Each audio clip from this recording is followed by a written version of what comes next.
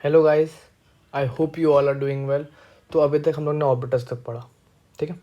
तो अब हम कुछ 2 या 3 क्वेश्चंस करेंगे ताकि हम लोग का और कॉन्सेप्ट क्लियर हो जाए। ओके, तो जो भी मैं अभी क्वेश्चन करा रहा हूँ, आई वांट कि आप ये क्वेश्चन को पहले ट्राई करिए। नहीं समझ में आता है या नहीं हो रहा है तो फिर मेरे पास आइए और वीडियो देखिए, ठीक है। और अगर आपसे नहीं हो रहा है, ठीक है, तो मतलब ऐसे लो फील मत करिएगा कि यार मेरे से नहीं हो रहा है, ठीक है। भले ये क्वेश्चन बहुत ही बेसिक लेवल है, पर इसका मतलब ये नहीं कि मतलब आप डिमोटिवेट हो जाए। अभी आप स्टार्ट कर रहे हैं, अभी आपका जर्नी स्टार्ट हो रहा है, तो टेंशन मत लीजिए। हम लोग अपना फर्स्ट प्रोग्राम से स्टार्ट करते हैं, सिंपल इंटरेस्ट, ठीक है। तो प्रोग्राम है, write a program in Java to find the simple interest on the given principal rate and time, ठीक है।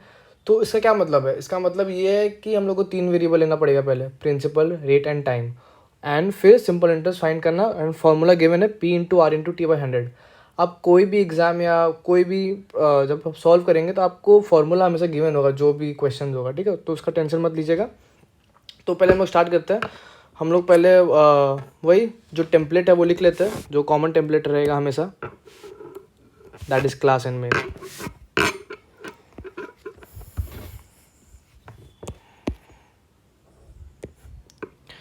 तो क्लास ले लेते हैं हम लोग SI, public static void main.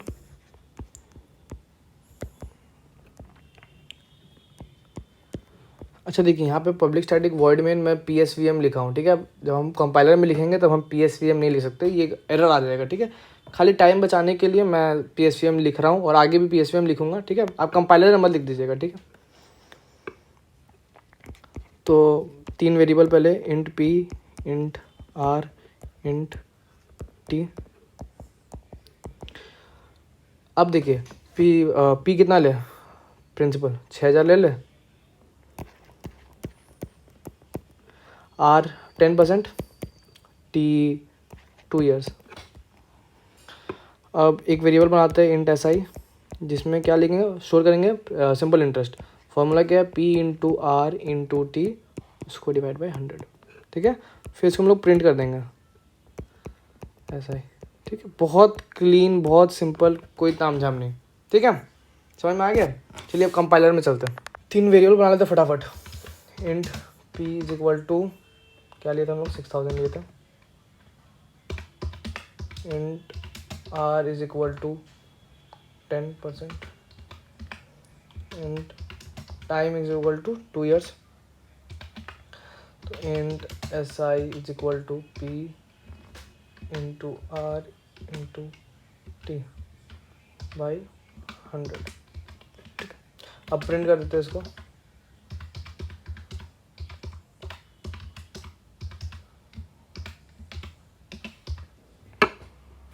Run करता, तो आप लोग का आउटपुट आ गया 1200, ठीक है।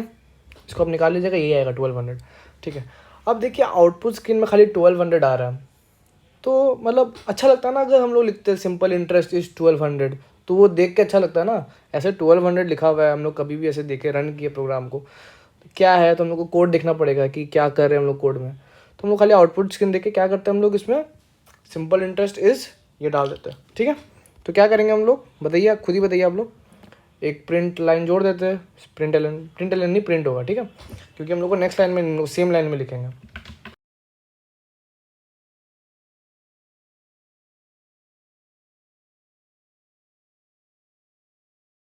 ठीक है, SI इज 1200, ठीक है। अब देखिए थोड़ा बेटर लग रहा है, ठीक है।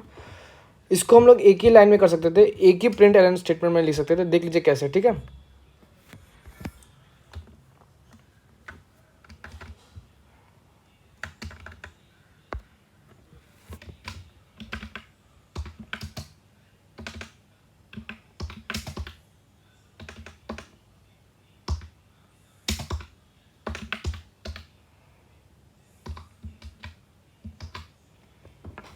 अब देखिए इसको रन करते हम लोग।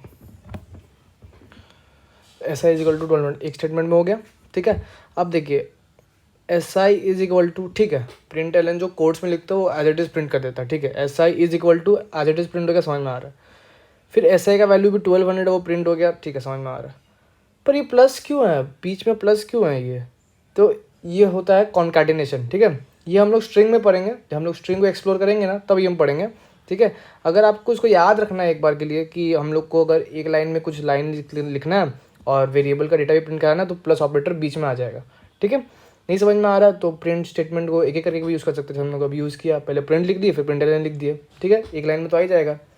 अच्छा ठीक है, अब एक डाउट आता है कि भैया यार अभी रेट अगर डेसिमल में हुआ तो रेट अगर मैं बोलूँ 5.6% है या 7.2% है तो वो कैसे लेंगे? इंटीजर में तो वो स्टोर ही नहीं कर सकते ना, इंटीजर में तो हम लोग खाली इंटीजर वैल्यू स्टोर कर सकते हैं, राइट।